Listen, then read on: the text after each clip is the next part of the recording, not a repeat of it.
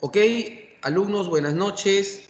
Siendo 8 de septiembre del 2020, vamos a empezar con nuestra sesión número 4 del curso de Análisis Estructural 1. Vamos a retomar un rápido repaso de la sesión 3, que previos al desarrollo de cada uno de los métodos convencionales del análisis estructural, habíamos repasado y habíamos llegado a conocer 4 de las 7 hipótesis del diseño estructural, ¿no? Muchas de estas hipótesis eran básicamente del campo de la estática, del campo de la resistencia a materiales, y tenían mucho que ver con temas ya estudiados, ¿no? Hoy día en la clase pasada tuvimos oportunidad de repasar las 4 primeras hipótesis del análisis estructural, ¿no? El primero era desplazamientos pequeños. Habíamos comentado que siempre teníamos el concepto que las barras eran rígidas y que no había una deformación elástica interna que hiciera que la barra se quede deformada. Por el contrario, una de las hipótesis, o la primera hipótesis, se basaba en plantear de que el desplazamiento de las barras iba a ser muy pequeño, el cual se podía considerar despreciable, ¿no? Esto siempre es válido cuando las barras eran rígidas y tenían generalmente una linealidad geométrica o una simetría, ¿no? Generalmente simetría, pero no necesariamente, ¿ya? Pero sí tendría que tener una linealidad geométrica. También, como había esa restricción, también tuvimos la oportunidad de explorar qué es una no linealidad geométrica. Luego pasamos a desarrollar la hipótesis del equilibrio estático, ¿no? ¿Qué pasaba cuando las estructuras se mantenían en equilibrio, ¿no? Y luego también vimos un tema de compatibilidad. ¿Qué significaba el tema de compatibilidad? ¿Cuándo era compatible? Compatibles en desplazamientos, compatibles en giros. Cuando había ya, no era compatible, ¿no? Había un ejemplo que preguntamos a una de vuestras compañeras de un pórtico que tenía una articulación, o más conocida como una rótula, y nos dimos con la sorpresa de que cambiaba. Entonces, ya la compatibilidad en giros no era, pero sí seguía habiendo compatibilidad en desplazamientos. Entonces, eso también era una hipótesis.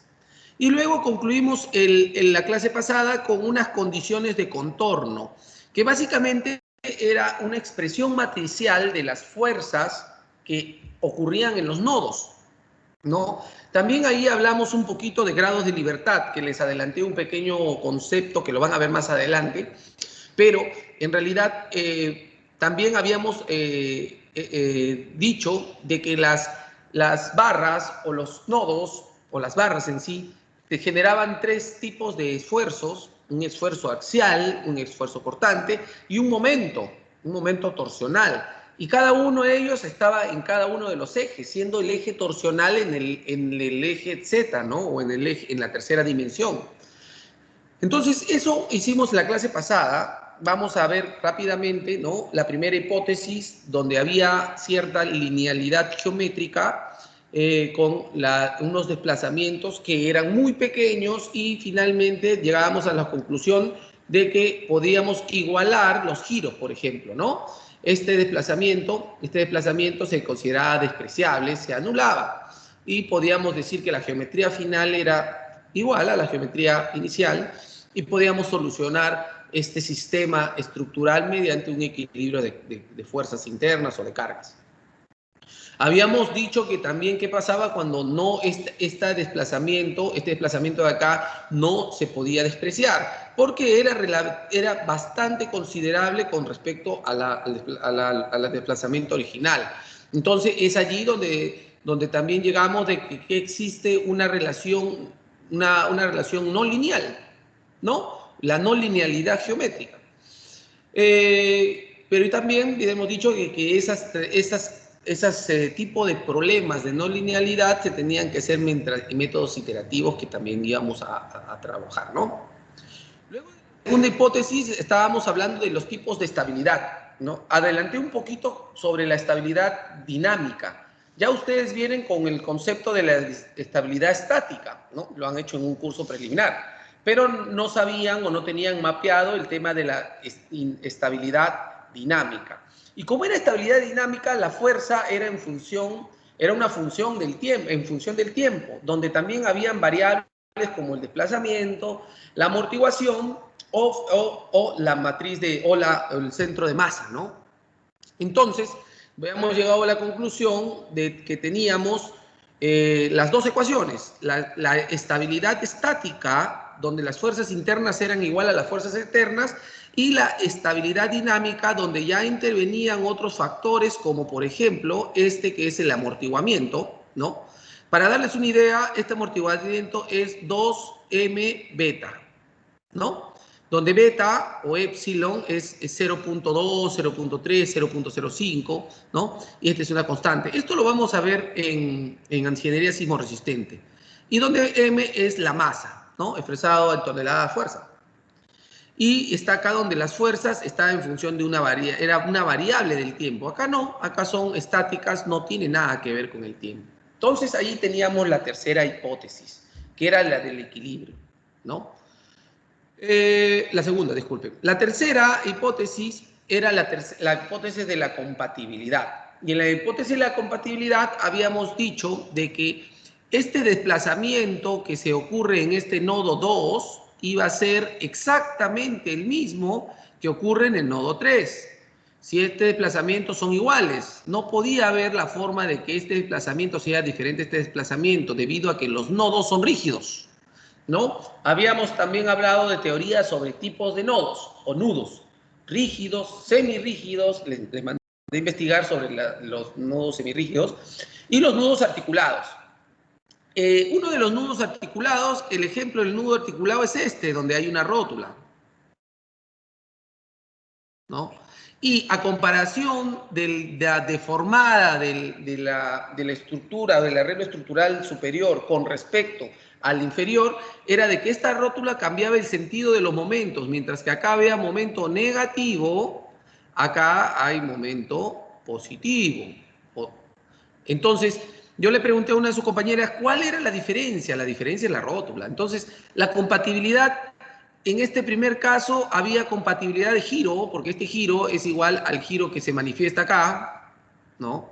Y el giro de acá, disculpen, el giro de acá es igual al giro que se manifiesta acá. Entonces, acá arriba había compatibilidad en giro y en desplazamientos. Mientras que acá el efecto rótula ya no iba a hacer posible que haya la compatibilidad de giros. Sin embargo, seguía habiendo compatibilidad de desplazamientos, ¿no?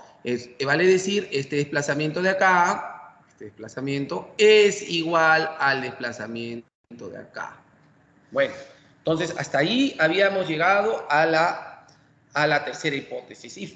Y luego, para terminar la clase, estábamos viendo que la cuarta hipótesis venía más que todo y ya daba el inicio al tema del cálculo matricial, ¿no? Mediante el método de rigidez. Ya era expresar matricialmente las fuerzas que estaban aplicadas sobre los nodos o nudos, ¿ya? De tal manera que debería estar en sus grados de libertad. También les había explicado un poco de grados de libertad. Acá teníamos un pórtico acá tiene tres tipos de grado de libertad: el grado de libertad en X, el grado de libertad en Y y el grado de libertad en un momento que es M. Entonces, esta fuerza que vemos acá se podía haber expresado de acuerdo al eje que estuvieras. Este es en eje positivo, sería más 10. Pero como en el eje Y no hay, es 0 y acá es 0, ¿no? Y similar, esta fuerza está hacia abajo, pero sobre el eje Y. Entonces en X es 0, en Y es negativo porque está hacia abajo y no hay en el tercer grado, ¿no? Similar ocurre en los desplazamientos. También tenemos los desplazamientos sobre los nudos, sobre este nudo, sobre los apoyos, en realidad 1 y 4, y va dado por estos arreglos estructurales, ¿no? Bueno, hasta allí lo que hemos repasado en la clase pasada. No sé si alguno de ustedes, compañeros, tiene algún comentario. Veo que justo está levantando la mano. A ver, justo, ¿tienes algún comentario que quieras hacer o compartir con la clase? No, no, ingeniero, discúlpeme, fue casual, discúlpeme. Ah, no, no te preocupes, justo, no te preocupes. Ya, ¿alguien sí desea hacer un comentario? De repente por ahí se perdió, o de repente, como ustedes están dedicándose, han leído y han visto que sí, estos hipótesis, hay alguna otra excepción la cual yo no la tenga mapeada, ¿no? ¿Alguien quiere comentar algo? Ya. A ver, entonces hasta allí hemos avanzado el día de ayer. Vamos a complementar las últimas tres hipótesis que ya están bienvenidas a la que es el cálculo, el análisis estructural 2, ¿no? Son criterios que vamos a ver, ¿no? O sea, ya no están tan partícipes en los métodos convencionales, más se van al método de rigidez, ¿ya? Vamos a ver, esta quinta hipótesis, ustedes saben que las ecuaciones, muchas de las ecuaciones o los sistemas de ecuaciones a veces tienen más de una solución. En el análisis estructural no es la excepción. Entonces, muchos de los métodos llegan a diferentes soluciones. ¿Ah? Entonces, lo que se hace en este caso, cuando hay dos métodos y tienen soluciones realmente con bastante margen, se hace una verificación. Se hace una verificación. Por ejemplo, este ejemplo donde tenemos un pórtico, ¿no? Tenemos este apoyo, llamémoslo apoyo número 1, tenemos acá el apoyo número 2, ¿no? El mismo es acá, ojo, es el mismo tipo de ejemplo, ¿ya? Es el mismo tipo de ejemplo, con la misma característica de apoyo, mire, este es un apoyo, llamémosle un apoyo fijo, y acá también, ¿no? Y tenemos la carga P, que es la misma, pongamos que sea 15 toneladas, algo así, o toneladas fuerza, ¿no? Que es la misma carga, exactamente la misma carga. ¿No? Y que esté aplicado en el mismo lugar, ¿no? Esté aplicado en el medio, no sé, este sea 5 metros y este sea 5 metros, ¿no? Aquí también vamos a hacer 5 metros, 5 metros, ya. Entonces, tenemos exactamente el mismo problema y nos damos cuenta que mediante la solución de cualquiera de dos métodos, o el mismo método a veces, ¿no? Tenemos dos tipos o nos sale dos deformadas. Miren, la deformada acá nos llega hasta este punto y luego todo esto sigue siendo momento positivo y acá en el momento también positivo, y mientras que acá hay cierto tramo que va en momento negativo, ¿no? Entonces, así como si varía estos momentos, significa que las reacciones que tenemos acá también deben ser diferentes, ¿no? La reacción que tenemos acá, ¿no? También debe ser diferentes. Entonces, si acá, por ejemplo, es 15, acá es 12, ¿no? Entonces, hay casos que se va a dar, y eso sí es cierto. Entonces, ¿cuál va a ser la verificación que nosotros tenemos que saber? Por ejemplo, la verificación más común es liberar un apoyo. ¿Cómo, profesor, es liberar un apoyo? Bien, cierto. Significa que este apoyo que vemos acá, lo vamos a cambiar por un apoyo móvil. Un apoyo móvil. Y bueno, y vamos a solucionar el problema. Luego del apoyo móvil, vamos a tener de que este apoyo en un tipo de solución va a dar un desplazamiento y en el otro también va a dar un desplazamiento, ¿no? Porque vamos a ver el apoyo móvil. Díganme, si queremos hacer una verificación, ¿cuánto ustedes creen que tiene que ser ese desplazamiento si regresamos al esquema original? ¿Ya? Miren, vamos a hacer una verificación cambiando una condición de un apoyo. Vamos a ponerlo de un apoyo fijo a un apoyo móvil. Y luego vamos a hacer el cálculo matemático o el cálculo estructural y vamos a calcular ese desplazamiento. En un caso va a salir un número y en el otro caso va a salir otro número. ¿En cuál de los casos ustedes creen que el desplazamiento es el correcto? A ver, vamos a preguntar. ¿Alguien quiere responder la pregunta? Primero, antes de preguntar, ¿Alguien tiene una idea? ¿Cuánto debería ser ese desplazamiento? ¿Sí? ¿No? ¿Pregunto yo? Ya, vamos a preguntar. Caroli, activa tu micrófono, por favor, Caroli. Ingeniero. ¿Cómo estás, Caroli? Buenas noches. ¿Me escuchas bien? Sí, ingeniero. Ah, qué bueno, ya se mejoró. Caroli, dígame usted, si nosotros queremos verificar esto liberando un apoyo, cambiándolo de fijo a móvil, y luego calculamos las desplazamientos, y aquí te va a salir un número y otro número. ¿Cuál crees que debería ser el número que va a salir?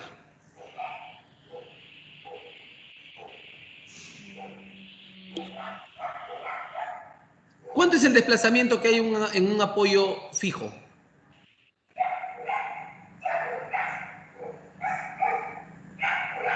Caroli, ¿hay desplazamiento en un apoyo fijo? No, ingeniero. Ah, mira, no hay desplazamiento en un apoyo fijo, ¿no?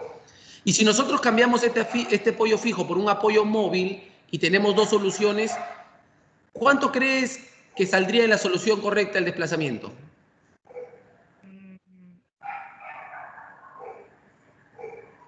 ¿Cuánto crees? ¿Hay desplazamiento o no hay desplazamiento en un apoyo fijo? En el fijo no. No. Y si quieres verificarlo cambiándolo a móvil, ¿cuánto crees que saldría su desplazamiento? ¿Cuánto? Tú mismo ya. Si no hay, ¿cuánto debe ser? ¿Igual a cuánto? A cualquier número, pues, 2, 3, No, ¿no? no. ¿Igual a? ¿Igual No, a? 0, 0, 0, A 0, cero, ingeniero. pues, a Ajá. cero. No, si sale un número, Cero. por ejemplo, 2 centímetros, está mal, pues. Entonces, este no es la solución correcta. Sin embargo, si tú cambias y te sale cero, esa es la solución correcta.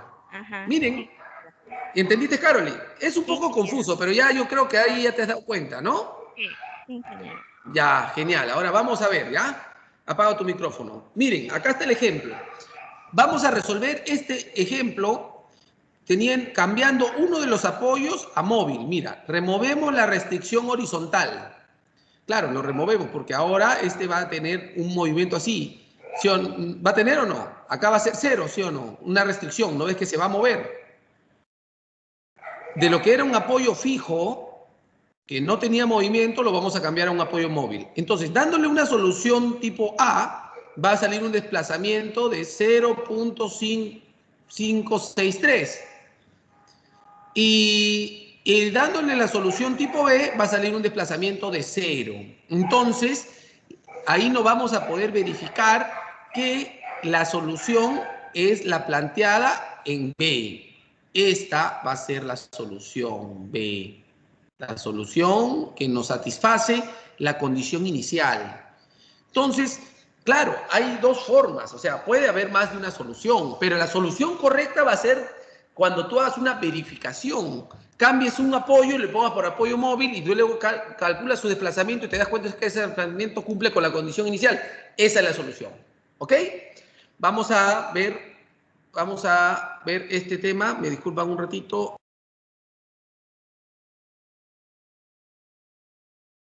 Ok, continuamos con la clase. Vamos a ver, bueno, yo creo que Caroli ya se dio cuenta, entonces la solución en B va a ser esta, ¿no? ¿Qué podemos concluir? Dice, ambas soluciones están en equilibrio. Claro, las dos soluciones están en equilibrio. Sin embargo, la solución B es válida o correcta, ya que la A no satisface la condición de contorno. ¿Por qué? Porque la solución de contorno en el apoyo era que no había ningún tipo de desplazamiento. Para demostrar esta aseveración se remueve una de las restricciones y luego se calcula los desplazamientos, ¿no? Bueno, este básicamente es una verificación para calcular cuál solución era la correcta, ¿no? Y ahí vamos a ver un pequeño resumen que el apoyo B debería ser cero. Sin embargo, en el apoyo B no es cero, no es la correcta. Y en la solo B dice que sí es la correcta, dado que se satisface el tema de la hipótesis. ¿Ya? Es una hipótesis válida, ¿ya?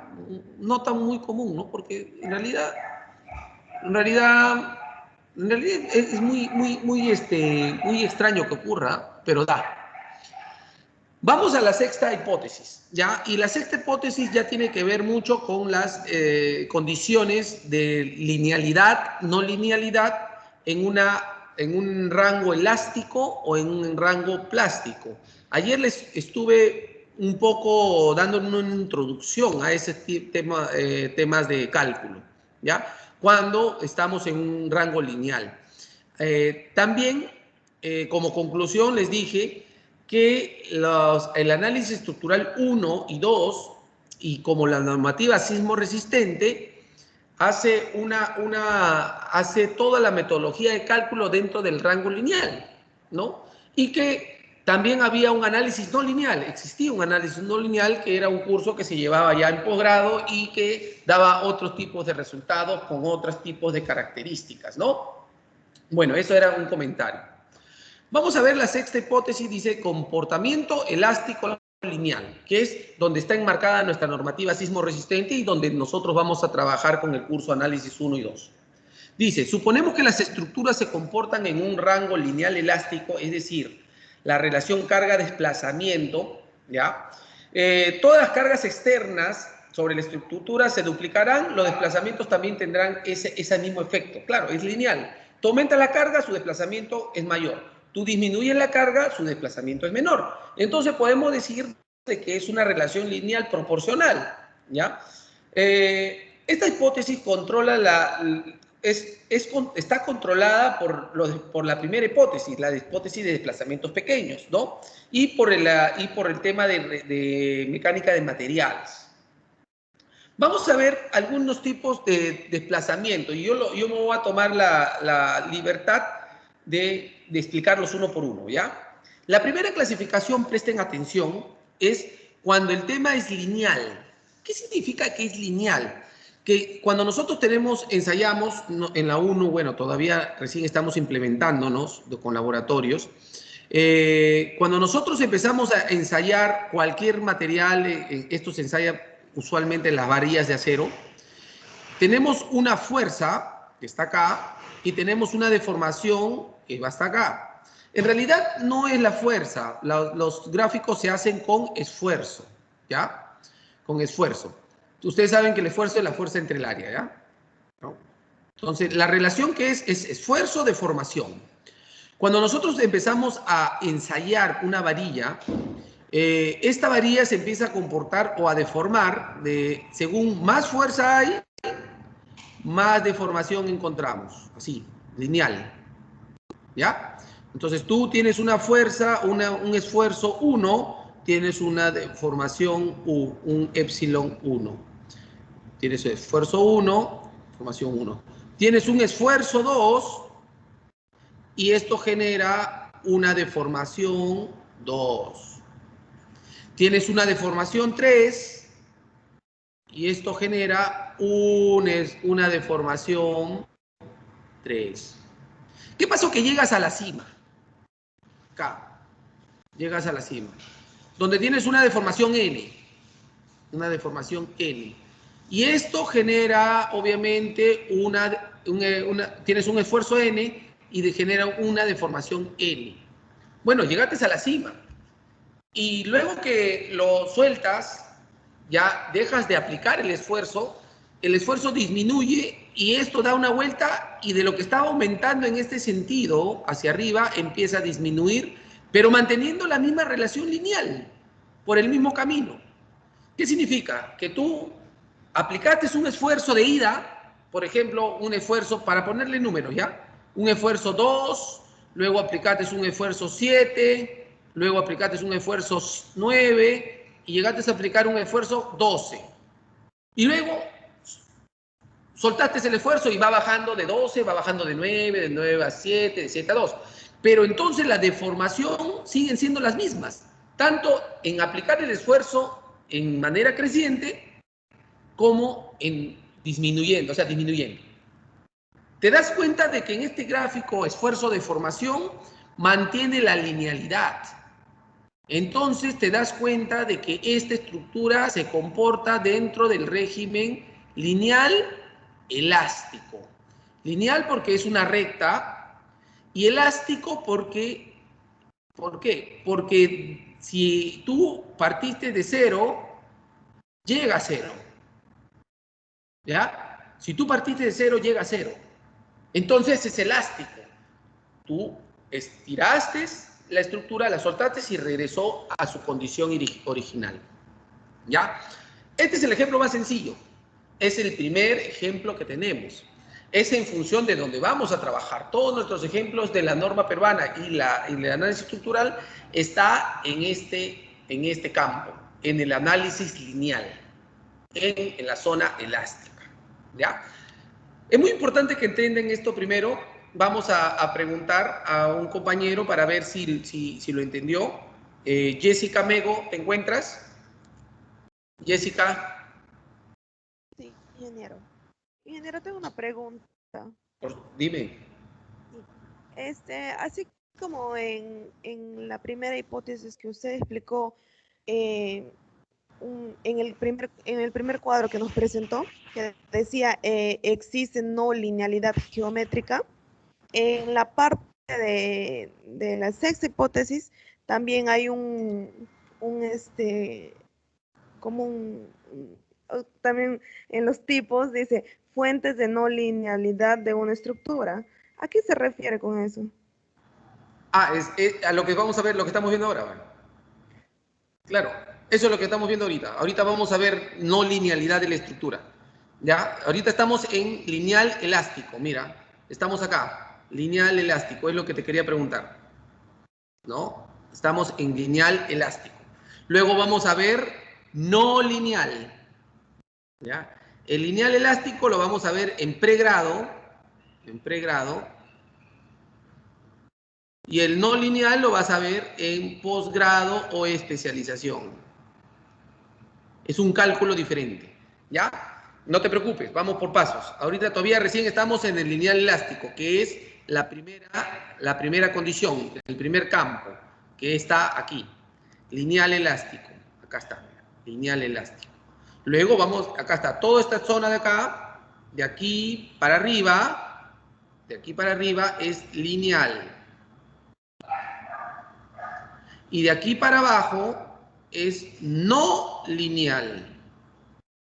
Entonces, mi pregunta es, ¿por qué le llamamos lineal? ¿Qué significa, Mego? ¿Qué es lineal? Lo acabo de repetir en antes. Sí, porque el aumento va en forma lineal, como lo dice ahí, y al regresar también de la misma manera, no cambia. Exacto, exacto. Tal y claro como lo has dicho. Aumenta el esfuerzo, la deformación también aumenta, se desarrolla de una manera de una recta, ¿no? Una recta. ¿Se acuerdan del curso de matemática? La gráfica de una recta, Y es igual a MX más B, ¿no? Acá B, como pasa por el centro, B es 0, ¿no? Y M es la pendiente. Esta es la gráfica de una línea, ¿no? Entonces, esta gráfica, esta línea, se genera. Está bien lo que dijo Jessica. Va aumentando en una manera de una recta, mientras más deformación, mientras más esfuerzo, más deformación, y cuando deja de imprimirle esfuerzo, regresa en la misma línea, ¿ya? En la misma línea y se le dice lineal. ¿Ya? ¿Y por qué, Jessica Mego, se le dice elástico? Ya me has aclarado lineal. Ahora dime por qué se le dice elástico. No lo escuché, ingeniero. Ya nos dijiste por qué era el motivo que se le decía lineal. Ahora, ¿por qué se le dice elástico? No escuché por qué se le decía elástico. Ah, ¿no escuchaste? Ya. Ya. Entonces, elástico significa que al final tú partiste de un desplazamiento original que es 0, ¿no? Epsilon 0, ¿no? Que es igual a 0. Tú lo estiraste hasta una deformación SUN. Por ejemplo, este vale 0, lo estiraste hasta 4 centímetros. ¿Ya?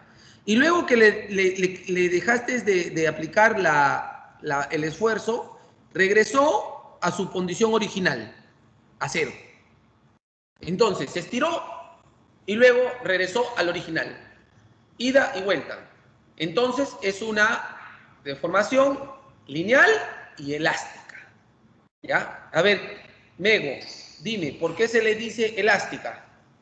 Sí, porque la deformación regresa a su origen. Exacto, regresa a su origen, ya. Bueno, ahora, tú misma, Jessica, ya vamos a hacerlo lineal, pero no elástico o inelástico. ¿Qué va a pasar? Y está en el otro grado. Dime, ¿qué va a pasar? Acá tiene una deformación que partió en epsilon igual a 0. ¿Ya? Y luego, ¿qué va a pasar? ¿Va a llegar a epsilon igual a 0? No, no va a llegar. No.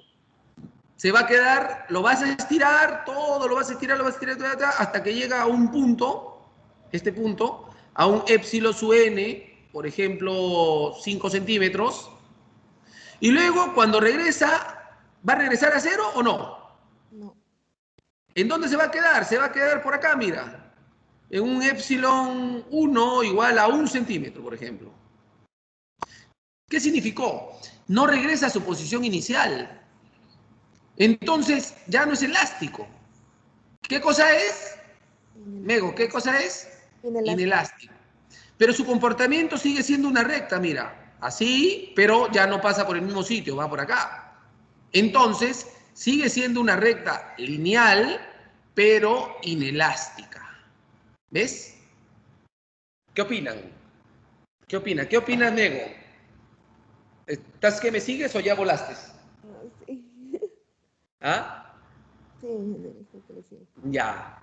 Entonces, fíjate, hay comportamientos lineales, hay análisis lineales en las dos condiciones. Cuando el material es elástico, que regresa, y cuando es inelástico.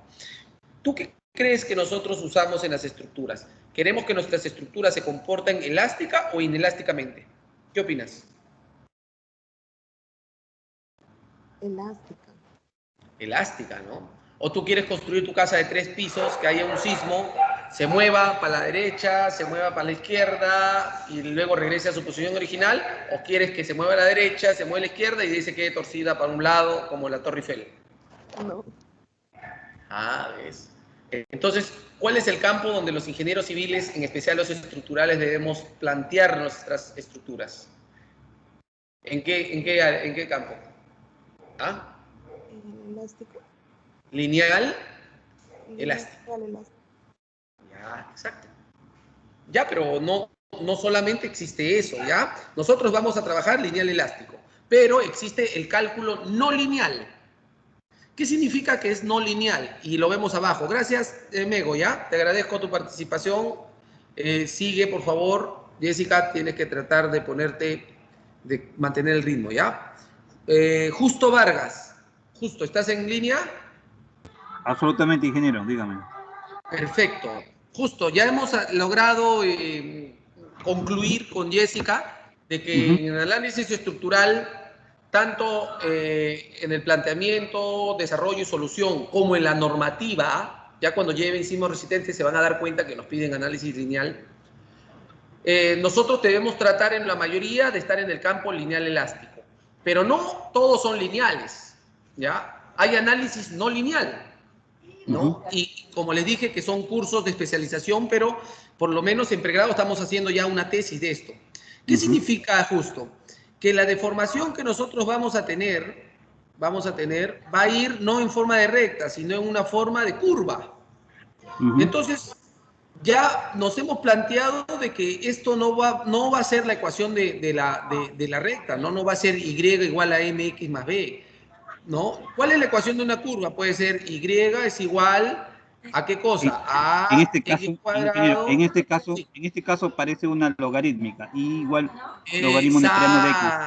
Exacto, puede ser cualquier. Va a ser una función, llamémoslo acá, función en x, ¿no? Puede ser logarítmica, Sí, porque es puede cóncava ser. hacia abajo, lo estoy viendo. Exacto.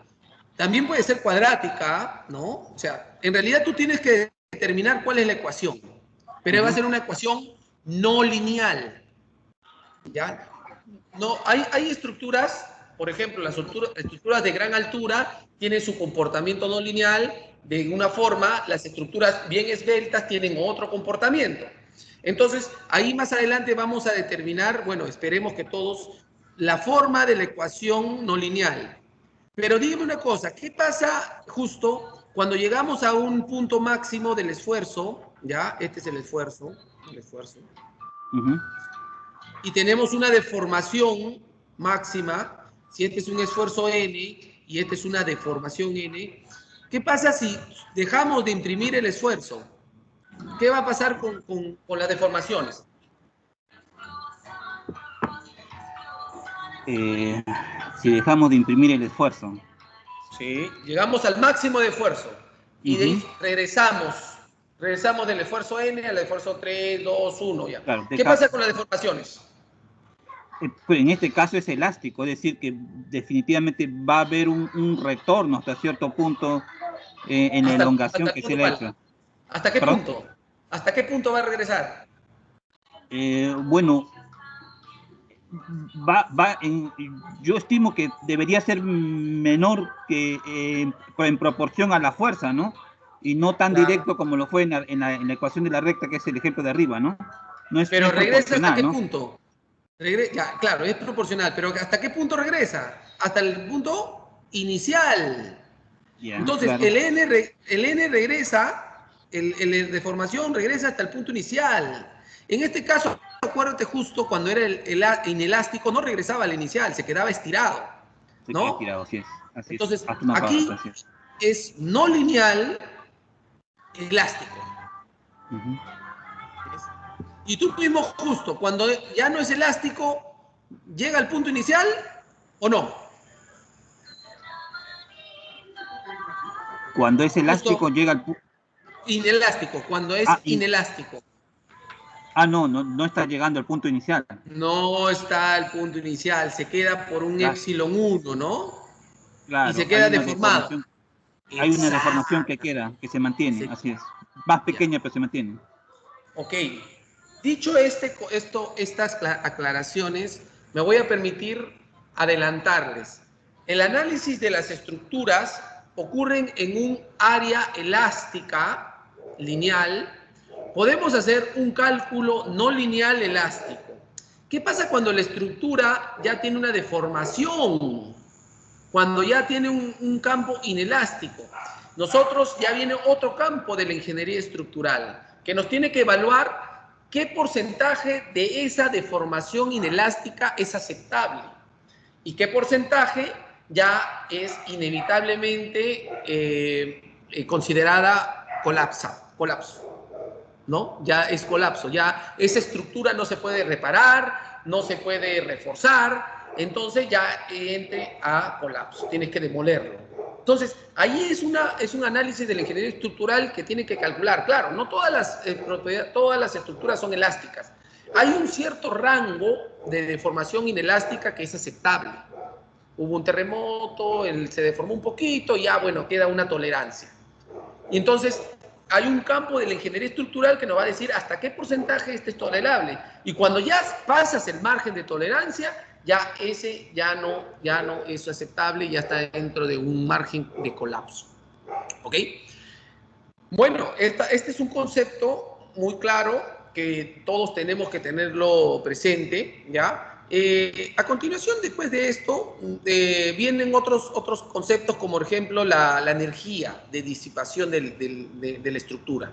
Tú tienes la estructura y la empiezas a mover de derecha a izquierda por un efecto sísmico o una fuerza puntual, y cuando regresa a su estado hay liberación de energía, ya sea en tema elástico, lineal o no lineal. Miren, arriba, por ejemplo, tenemos lineal porque la fuerza y la deformación es una recta, ¿no? Aquí está, ¿no? Y abajo tenemos un tema no lineal, lo hemos graficado así medio extraño, ¿ya? Entonces, ¿qué pasa cuando hay una no linealidad o no linealidad, pero con deformación inelástica? Hay cierta energía que se recupera, pero hay otra energía que se pierde, como es la que está en este campo, ¿no? Entonces, eso es lo que analizan los ingenieros sismoresistentes. ¿Cuánto es la energía permisible que tú puedes recuperar y cuánto es la que ya se perdió? para declarar la infraestructura desde un punto de servicialidad o útil o colapsado, ¿no?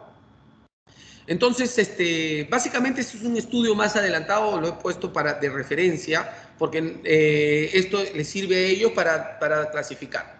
Vamos a ver unos conceptos. Dice, los materiales que componen una estructura pueden ser elásticos o inelásticos. Claro.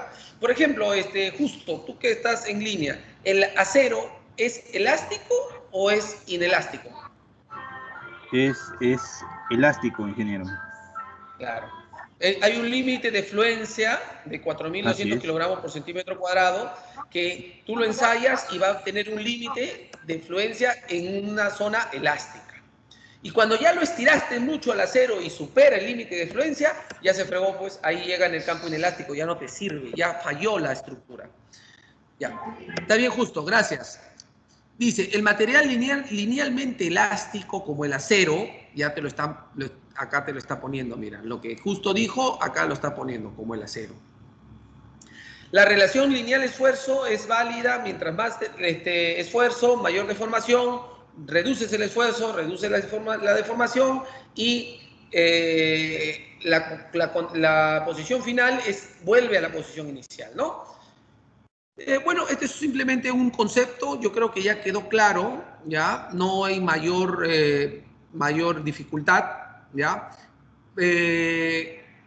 Los análisis del acero, por ejemplo, acá mira, hemos ensayado un acero y el acero, por ejemplo, acá está en una zona plástica, mira, o elástica, ¿no? Y sin embargo, luego hay una zona que ya no es elástica, es zona inelástica. Y mira, nosotros, este cuadro es muy interesante porque ha ensayado el acero estructural grado 40, grado 50, 60 y grado 75. Ustedes de su curso de materiales de construcción ya sabrán que a mayor grado es mayor la concentración de carbono en el acero, ¿no? El carbono, mientras más carbono en las varillas de acero es una varilla más rígida, pero menos dúctil. ¿Qué significa que sea menos dúctil? Que vas a tener más problema para trabajarla, para doblarla, para formar tus estribos, para hacer tus encuentros, los unchos, los bastones, ¿no? Entonces, en el Perú usamos un acero grado 60, que es un acero que sí se puede trabajar y se puede hacer los empalmes que las buenas prácticas en construcción se aplican. Sin embargo, por ejemplo, en Brasil usan un acero grado 75. ¿Qué significa? Que es un acero con mayor carbono y es más difícil doblar, o sea, menos dúctil. Y cuando llegas a doblarlo hasta cierto ángulo y le metes más fuerza, lo rompes, ¿no? Entonces, y hay países que usan, por el contrario, aceros mucho más dúctiles que sí se pueden doblar pero tienen menos resistencia. Entonces, esta gráfica muy interesante que les estoy mostrando es de que hay una zona elástica del acero mientras hay una zona inelástica. Y mientras más concentración de carbono, es más inelástico, ¿no? Estas son las gráficas solamente a manera de refrescar sus conocimientos de materiales de construcción. ¿Ya? Bueno, hasta ahí hemos llegado a unas hipótesis válidas y entramos de lleno a la séptima hipótesis. Miren, regresamos al cuadro inicial que nuestra compañera nos preguntó y nos dijo, profesor, ¿qué significa la no linealidad? Y bueno, ya lo hemos explicado, acá está, la no linealidad, ¿no? Cuando las proporciones esfuerzo-deformación no son proporcionales, no representan una gráfica. Se hacen una logarítmica, una parabólica, en general son logarítmicas, ¿no? Eso es la no linealidad. Ahora vamos al séptimo principio. El séptimo principio es el principio de superposición, que es aplicado a los dos métodos que empieza nuestro curso de análisis estructural 2, que es la superposición de fuerzas, el método de flexibilidades, la superposición de desplazamientos, el método de rigideces. Esto va así, en parejitas. ¿Ya? Así va, en parejitas. ¿Ya? ¿Ya? Así va en parejitas, ¿no? Vamos a solamente hacer rápidamente el marco teórico porque no es objeto de este curso. Esto lo vamos a ver en el curso de análisis. Bueno, el método de flexibilidad, vamos a ver algo del log deflection, eso sí es verdad. Pero el segundo sí lo vamos a ver en el análisis 2, ¿no? Donde que es puro rigidez. Vamos a la séptima hipótesis. Y la última. Vamos a la séptima hipótesis. Dice, principio de superposición. La secuencia en la aplicación de las cargas no altera los resultados finales. Es decir, el comportamiento de la estructura es independiente de la historia de cargas. El principio de superposición es válido solo si es posible expresar las fuerzas o momentos de una estructura mediante ecuaciones lineales y de cargas.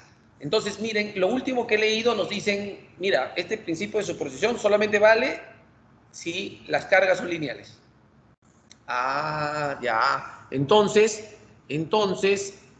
cuando son no lineales, el principio no vale, ¿cierto?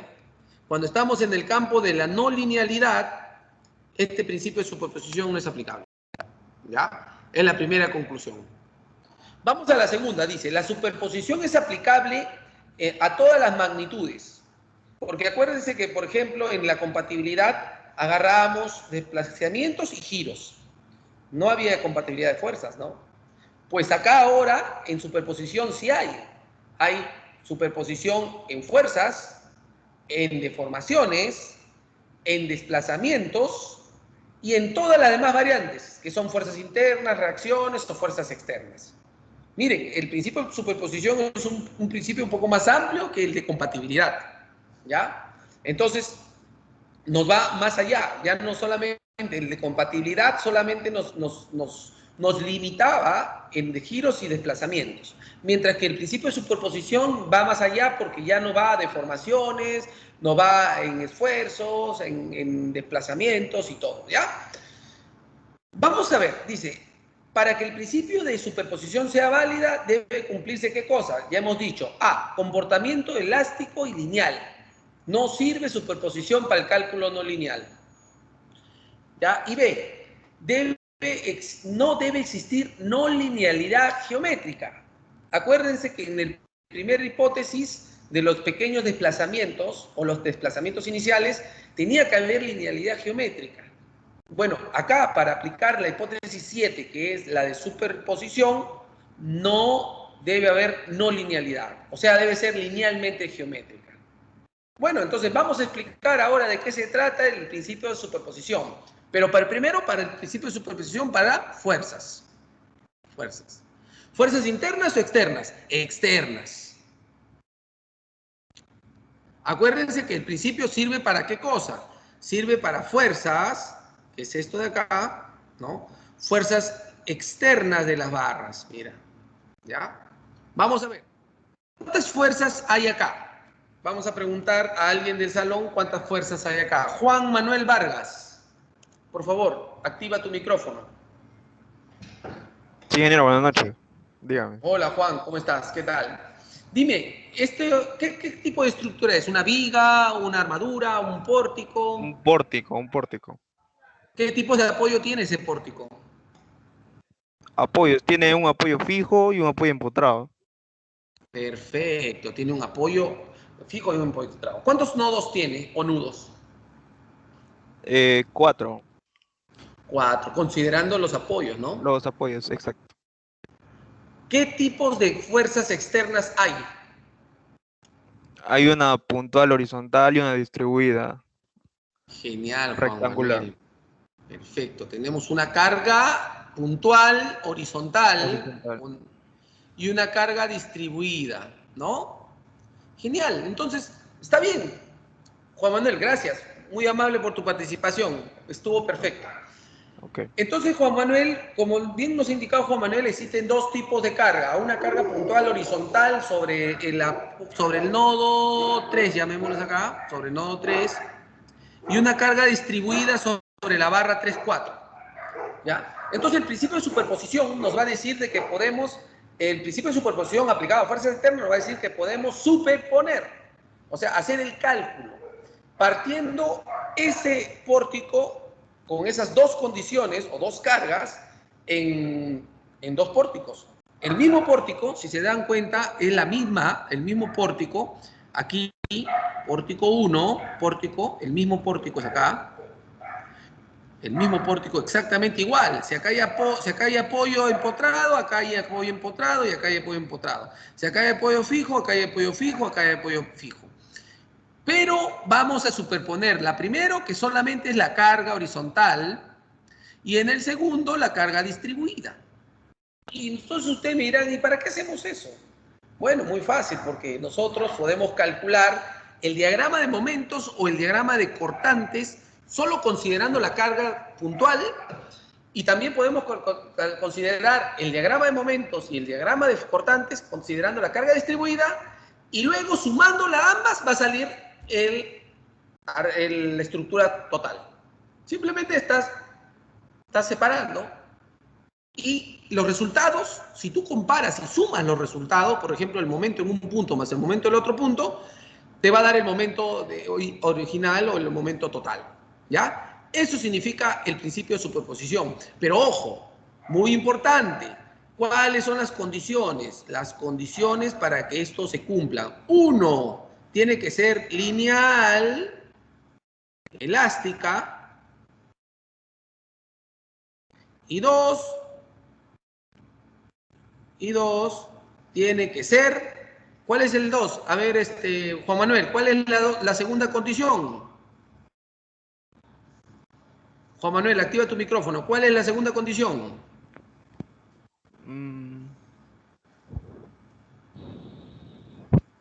¿Qué tiene que ser geométricamente qué cosa? No lineal. ¿No lineal o lineal? Claro que tiene que ser linealmente geométrico. Exacto, linealmente geométrica. Tiene que cumplirse esas dos condiciones. Si no se cumplen estas dos condiciones, este principio de superposición no se puede hacer, ¿ya? Entonces, Juan Manuel, hay que tener mucho tacto en esto. Miren, hemos hecho el principio de superposición para las fuerzas externas, ¿ya? Bueno, indícame lo que te he dicho, ¿es verdad o no es verdad? Bueno, calculemos el momento. Miren, el momento para la deformación, mira, el momento solo considerando la carga P acá y el momento considerando la carga distribuida acá. ¿Ya? Vamos a calcular, por ejemplo, el momento en este punto. ¿Cuánto es? 2.67. ¿Ya? ¿Ya? En este punto. 2.67. Y el momento en el mismo punto, en el otro lado, es 4.57. ¿Qué significa? Que si sumamos el mismo punto, el momento, ¿ya? Este momento, o sea, vamos a agarrar 2.67 más 4.57, nos va a dar 7 más 7, 14, lleva 1, 7 más 5, 13, no, 7 más 5, 12, lleva 1, 7.24.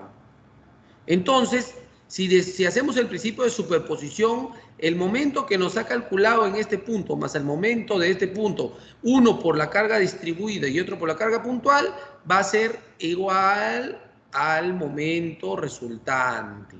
¿Ves? Entonces, confirmamos que el principio de superposición es válido. ¿Ya? El principio, o la hipótesis, discúlpenme. La hipótesis de superposición es válida. Pero, profesor, ¿también funciona para los diagramas de fuerza cortante? Sí. Ok. ¿Y qué más? Y finalmente, profesor, usted nos dijo que ahora, a comparación de los cursos anteriores, vamos a tener que considerar las deformadas. Exacto. Es muy importante las deformadas de ahora para adelante.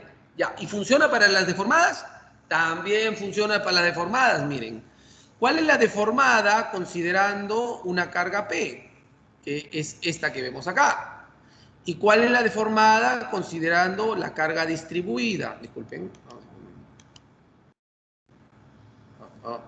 No lo puedo borrar, creo. Esto ya. La carga distribuida. Acá. No. Es esta de acá.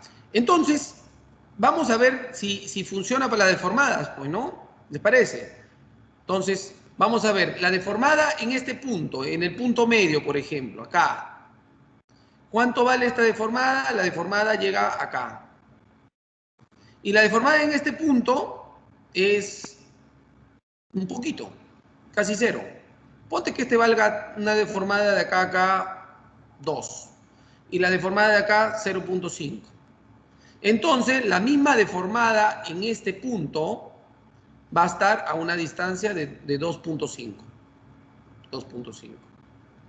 ¿Ya? Vamos a calcular ahora la deformada en un nodo. La deformada en este nodo. Aquí, de aquí a acá. ¿Ya? ¿Cuánto es la deformada acá? Es esta de acá, ¿no? Esta distancia. ¿Y cuánto es la deformada acá? Es una distancia más pequeña. Pongámosle que sale 3.5 y acá que salga 1. Entonces la deformada aquí va a ser 4.5. Entonces damos por conclusión que el principio de superposición no solamente es válido para los momentos, no solamente es válido para los esfuerzos cortantes, sino también es válido para las deformadas o las posiciones de las deformadas. Con respecto a las fuerzas. Vamos a hacer una pregunta para ver si siguen conectados y vamos a preguntar a Bruno Tangoa. Bruno, por favor, activa tu micrófono, Bruno. Presente, ingeniero. Aló. Hola. Bruno, qué bien, qué gusto escucharte. Bruno, ¿qué pasa si nos enfrentamos a una estructura lineal elástica, pero tenemos que no, linealmente no es geométricamente no es lineal? Dime, ¿podemos aplicar este principio de superposición? No, ingeniero. ¿Por qué no podríamos? Porque según los conceptos debería ser lineal. Ya, debería ser lineal, ¿qué? ¿Lineal qué? ¿Linealmente qué? Linealmente geométrico. Linealmente geométrica, ¿no? Y yendo más adelante, Bruno, por ejemplo, para que sea linealmente geométrico, ¿qué cosa tiene que cumplirse? ¿Qué pasa con las barras? ¿Qué tienen que tener todas las barras? Lo dijimos en la clase pasada. ¿Ah? Todas ¿Qué las pasaba barras. con todas las barras? Tenían que tener una característica con respecto a la, ¿qué cosa? La rigidez, la resistencia, la deformación. Exacto, tenías que tener una rigidez constante o tenía que tener rigidez, ¿no? Para que no se quede en una condición deformada, ¿no? Es muy importante las rigideces a partir de ahora en adelante, se van a dar cuenta. Y es más, en los cursos sucesivos van a tener que calcular las rigideces laterales, totales, etc. Bueno, está bien, Bruno. Vamos a continuar, ¿ya? Bueno, entonces, ahí están las dos consideraciones, que sea lineal elástico y que no tienen que tener no linealidades geométricas, ¿no? Si estamos frente a una estructura no lineal, por más de que sea elástica, ahí el principio de superposición no es aplicable, ¿ya? Acá lo he puesto en rojo para que ustedes lo tengan bien presente, ¿ya? Dense cuenta, este ejemplo que les he dado acá les tiene que durar toda la vida. Ustedes tienen que estar bien, que tienen que tener bien presente sobre el tema de la linealidad y no linealidad en una zona elástica o en una zona inelástica, ¿ya? Eso es la Biblia en este tema de estructuras. Ahora, vamos a ver el principio de superposición, ya, de acuerdo en función a los desplazamientos. Antes hemos visto el principio de superposición en función de las cargas, ¿ya? Pero también es aplicable para desplazamientos. Y esto es el inicio del método de rigidez mediante los cálculos matriciales. Mira, vamos a explicarlo. Presten atención acá, por favor, ¿ya? Que esto es lo básico para el tema del cálculo matricial. Tenemos una barra empotrada, ¿ya? Donde en dos puntos, aquí y aquí, van a soportar unas cargas externas. Carga 1 y carga 2. Debido a esa carga 1 y la carga 2, se van a originar desplazamientos o deformaciones 1 y 2. Acá está, 1 y 2. Acuérdense, esta es la ubicación 1, ¿ya? Y esta es la ubicación 2, ¿ya? Acá vamos a poner, ¿sí? Y acá sí. Entonces, vamos a hacer el principio de superposición, pero para desplazamientos. Entonces, de acá se generan unas ecuaciones, ¿no? Que combinan las cargas con los desplazamientos en función de una matriz que más adelante, y que ahora ya lo van a saber a ustedes, que se va a llamar la matriz de flexibilidad. Matriz de flexibilidad. Ojo, no es la matriz de rigidez, es una matriz de flexibilidad, donde vamos a correlacionar las deformaciones en función de las cargas. La expresión matricial es esta. Esta es la expresión matricial. La deformación es igual a la matriz de flexibilidad por las cargas. Y lo vamos a hacer punto por punto. ¿Cómo es eso? Así. La deformación es una matriz. ¿Cómo vamos a hacer esa matriz? Así. Es una matriz, como hay dos puntos, es una matriz de 2. En el punto 1, deformación 1, desplazamiento 1 o deformación 1, y en el punto 2, la deformación 2. Acuérdate, acá está en la posición 1, y acá va a la posición 2. ¿Ya? Acuérdense. Y la otra va a estar conformada por el principio de superposición. Significa, vamos a idealizar que la carga solamente está ubicada en la posición 1, que es esto. Y luego vamos a idealizar que está ubicada en la posición 2, que es esta. Y le vamos a decir que está ubicada porque la vamos para resolver estos desplazamientos, van a ser unas cargas unitarias. 1. Producto de esta carga unitaria 1 va a haber, ¿qué cosa? Va a haber unas matrices, una flexibilidad 1, y va a haber una flexibilidad en la posición 1 debido a la carga 1. Miren, y flexibilidad en la posición 2 debido a la carga 1. De nuevo, en la posición 1, carga unitaria, va a haber flexibilidad de la posición 1 debido a la carga 1 y flexibilidad de la posición 2 debido a la carga 1. El primer índice es en la posición y el segundo índice es debido a la ubicación de la carga. ¿Ya? Vamos a la siguiente posición, que es la posición 2.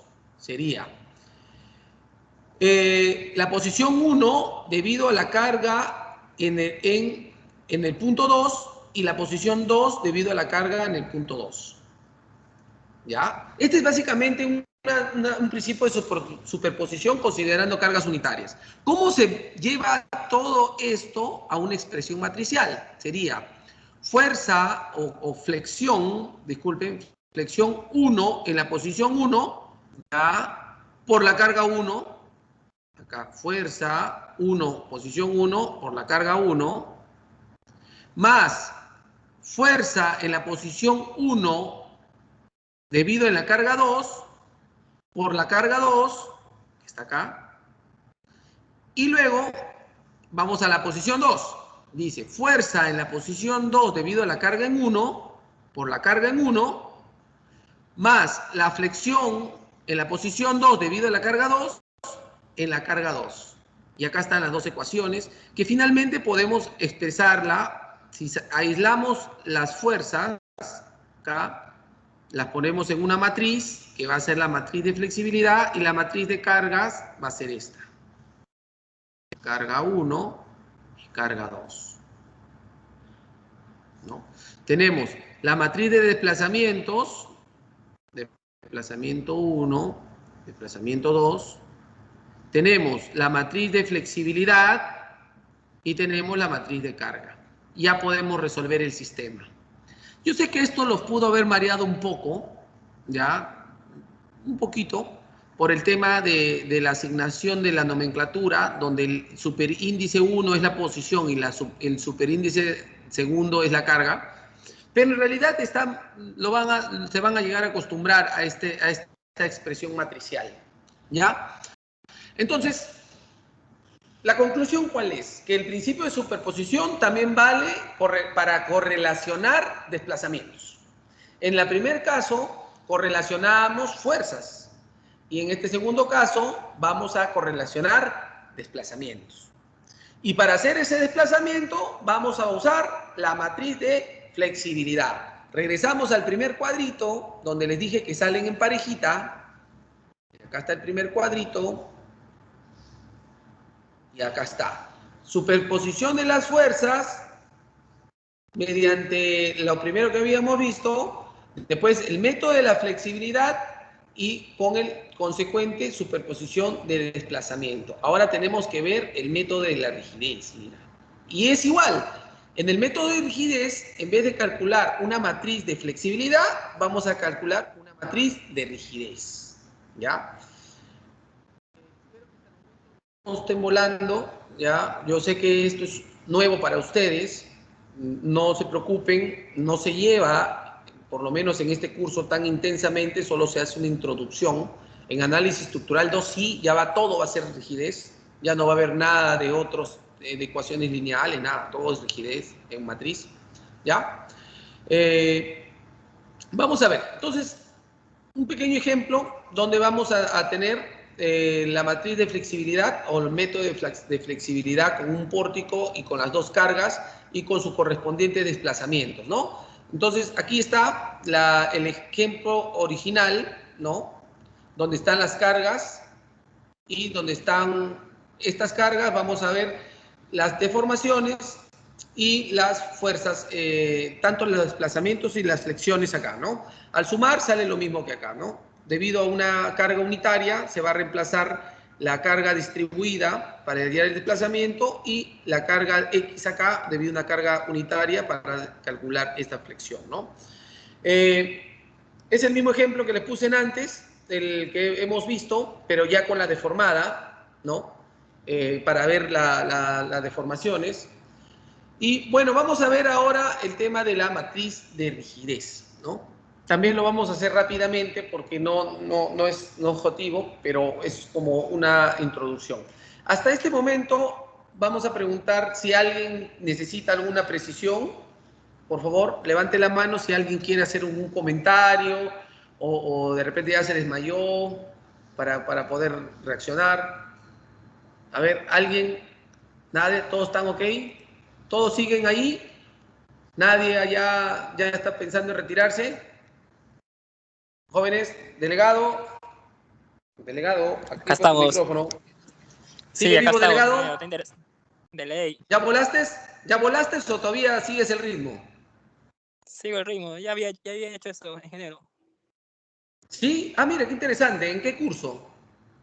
Llevé en el ciclo 0, demostré toda esa fórmula, pero el ingeniero por haber hecho un nuevo método, digamos, no me ha considerado, creo. Perfecto.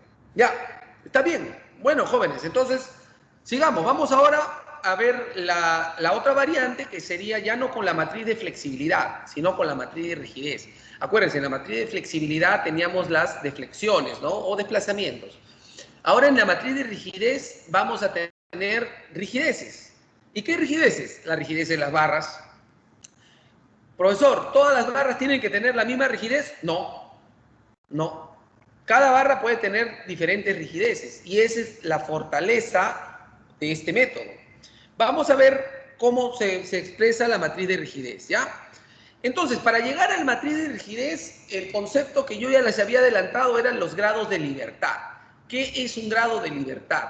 Y como su nombre lo dice, es la característica de un nudo o de un nodo o de un apoyo de desplazarse libremente a través de un eje o de un giro, ya sea eje X, Y o el momento, ¿no?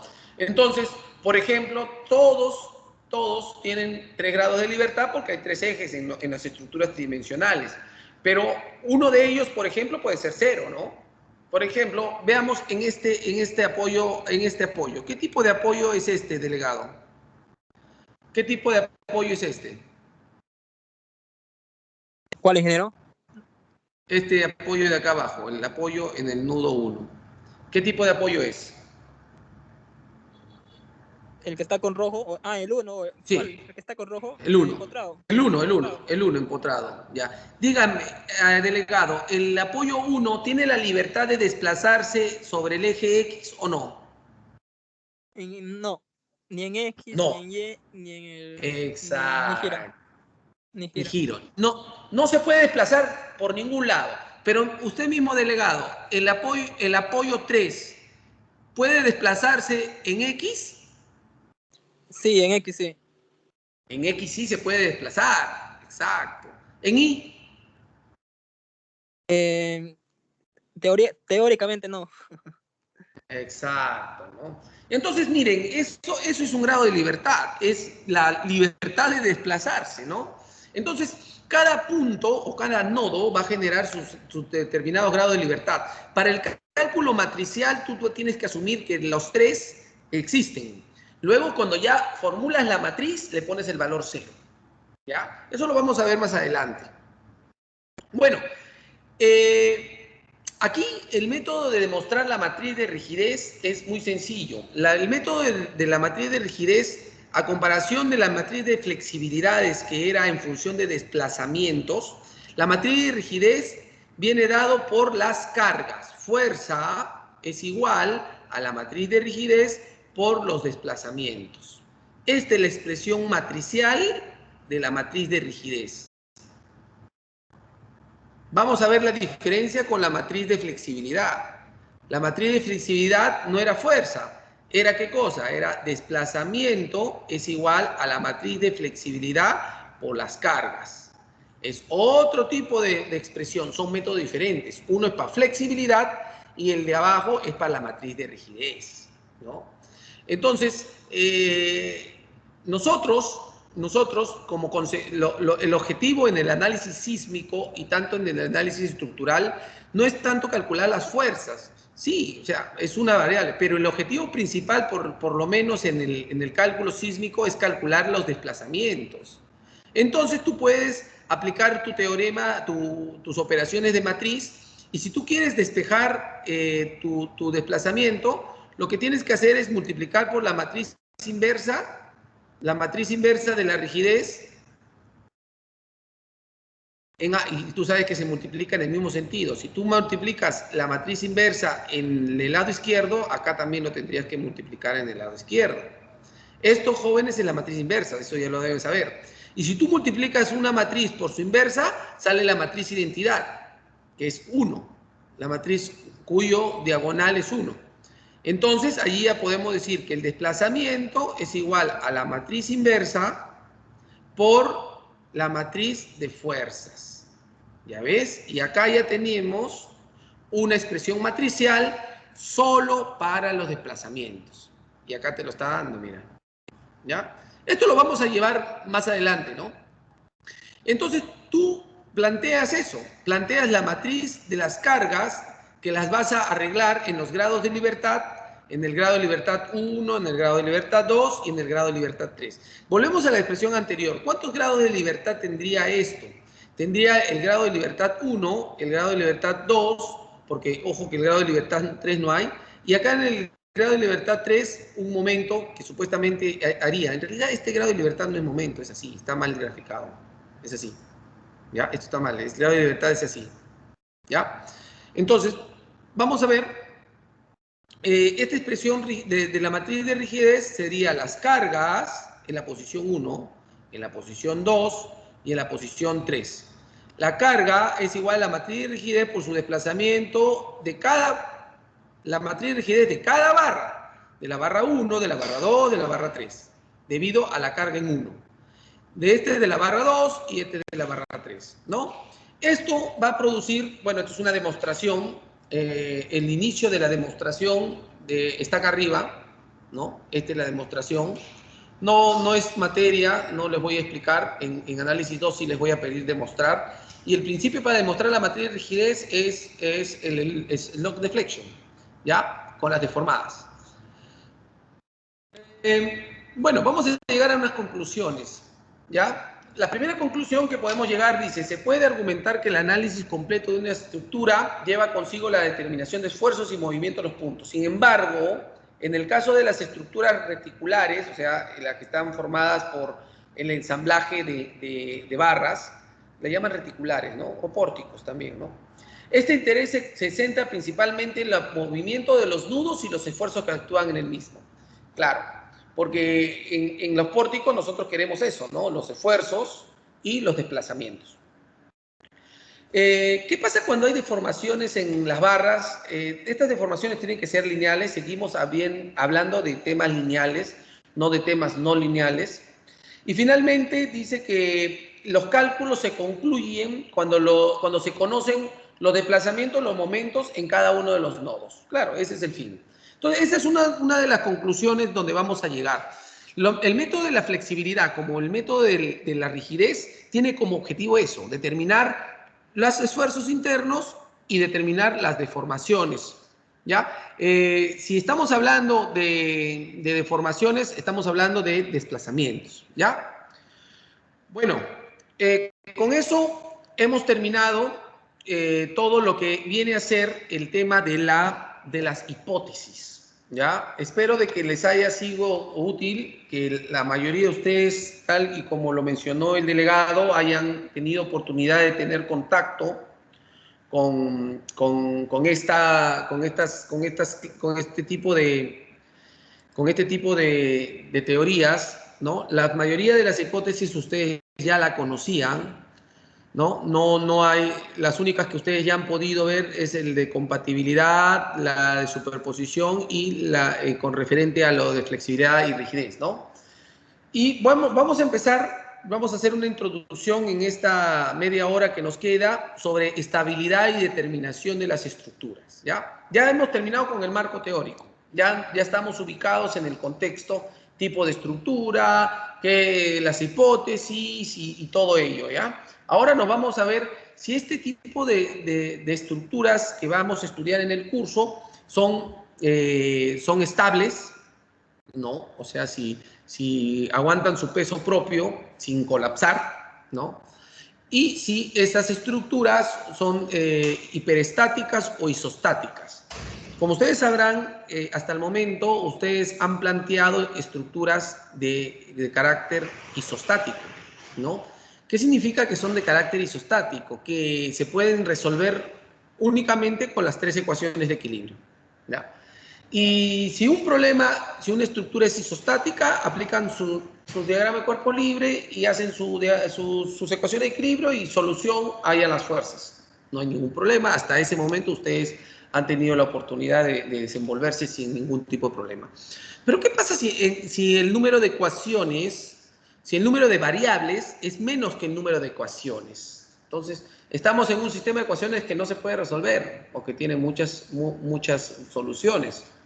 En ese caso, que es el caso común que van a ver ahora, ya no podrías apelar solo a las ecuaciones de equilibrio. Tienes que empezar a apelar a los métodos. ¿Cuáles son los métodos? Los métodos convencionales, pues, ¿no? Y esos métodos ya van a empezar no solo a utilizar la relación o la correlación de las fuerzas, sino también van a empezar a usar correlaciones de deformaciones, de giros, ¿no? Y hasta de momentos, ¿no? Y estas metodologías van a incluir nuevas ecuaciones al sistema, tantas que ya lo puedan resolver, ¿no? Y entonces eso es lo que vamos a hacer. ¿Y qué pasa cuando las ecuaciones son más que las variables? Es un sistema hipostático y ese sistema es inestable. Vamos a ver la introducción de la siguiente clase, que es la estabilidad y determinación de las estructuras, ¿no? Estabilidad y determinación de las estructuras. Las ecuaciones de equilibrio, como las conocemos, proporcionan condiciones necesarias y suficientes para que el equilibrio, las fuerzas puedan calcularse, ¿no? A través de estas. Entonces, a estas ecuaciones se le llaman a estas estructuras se le llaman estáticamente determinadas. Miren, por ejemplo, en este caso de esta viga está apoyada en un extremo y está en apoyo móvil en el otro extremo. Si ustedes se dan cuenta, esta viga va a producir la reacción, va a producir la cortante, bueno, la reacción que sería una esfuerzo de esfuerzo axial y un esfuerzo en el horizontal, ¿no? Va una reacción Y y una fuerza reacción en X, ¿no? ¿Va a generar momento? ¿Qué dices, delegado? ¿Hay momento acá o no en este apoyo? Un apoyo fijo articulado. ¿Genera momento o no genera momento? No, no genera momento, ingeniero. No genera momento, exacto. Entonces, como no genera momento, solo tenemos una reacción en Y y una reacción en X. Y en este apoyo móvil vamos a tener solo una reacción en X. Reacción, llamémoslo, si este es el apoyo 1 y este es el apoyo 2, será reacción 1 en Y, reacción 1 en X, y acá será reacción 2 en Y. Ya. ¿Cuál es el número de variables o de reacciones que hay? ¿Cuántos hay, delegado? 3 reacciones variables desconocidas. Exacto, son 3 variables desconocidas. Y nosotros sabemos que tenemos 3 ecuaciones de equilibrio.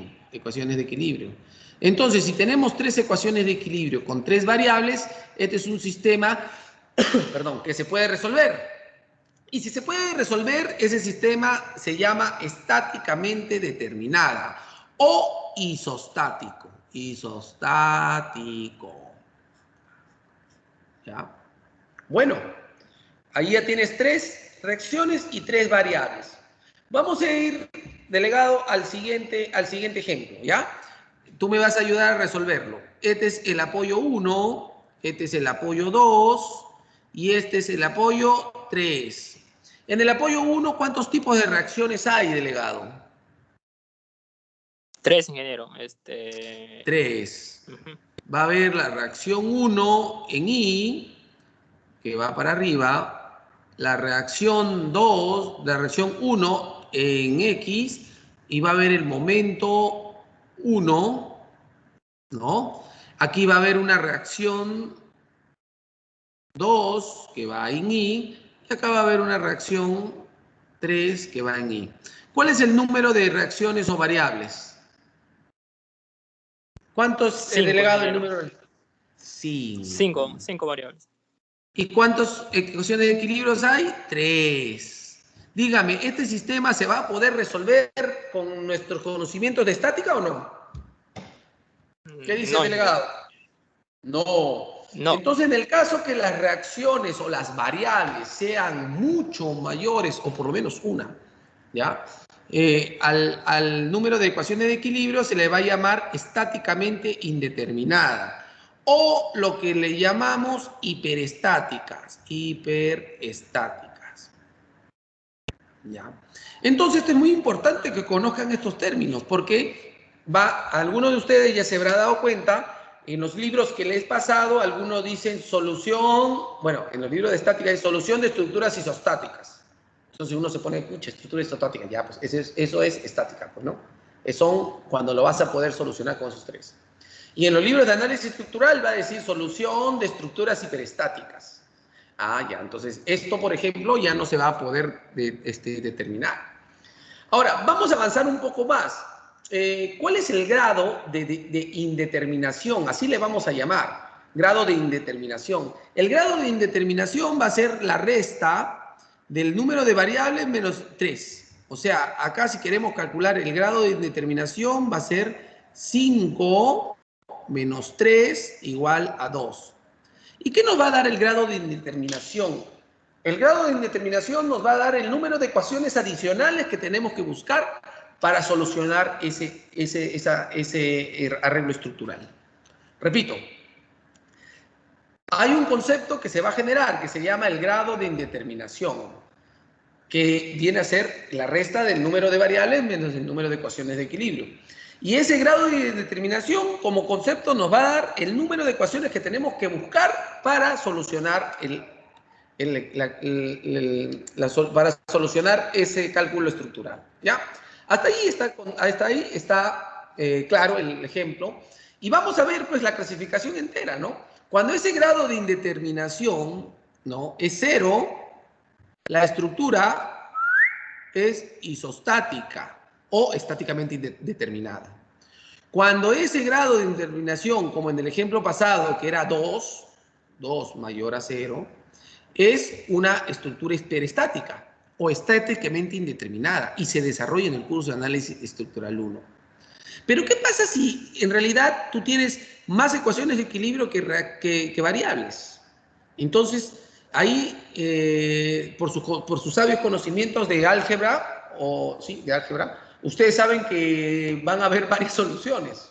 Entonces, para estructuras, este tipo de estructuras va a ser hipostáticas. Y allí ingresamos un concepto nuevo que ya no va a ser estable, va a ser inestable.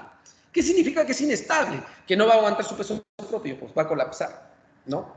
Entonces, miren, acá vienen los tipos de estructura. Cuando ustedes vayan y revisen una bibliografía, va a decir solución de problemas isostáticos. Ah, ya. Toditos son fáciles. Ecuación de equilibrio, diagrama de cuerpo libre, sumatorio de fuerzas en X, sumatorio de fuerzas en Y, sumatorio de momentos respecto a un punto, me sale. Por ejemplo, el método de los nudos.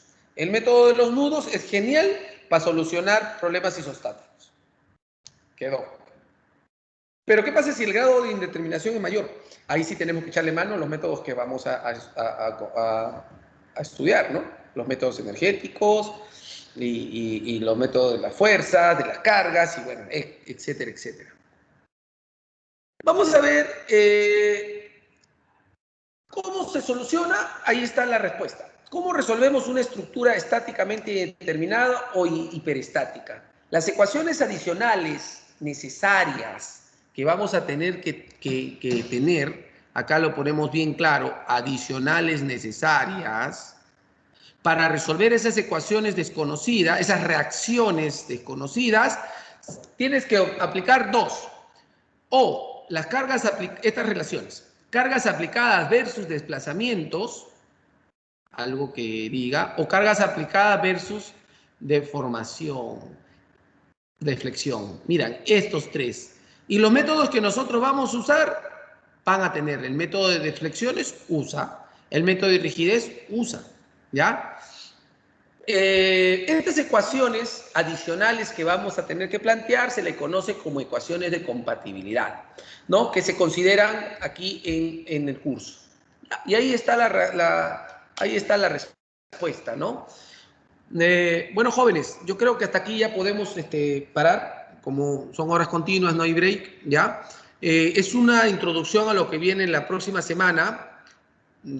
Yo necesito que la próxima semana lean en el grupo he puesto unos ejemplos. Vamos a calcular los grados de indeterminación, ¿ya? Y por favor lean aquí en el aula virtual, si pueden, si van al aula virtual, ya he puesto unas bibliografías sobre el grado de determinación de las estructuras. Por favor, revísenlo para que no se pierdan en la clase, ¿ya? Y lo vemos, ¿ya? Vamos a parar la grabación. Vamos a parar la grabación y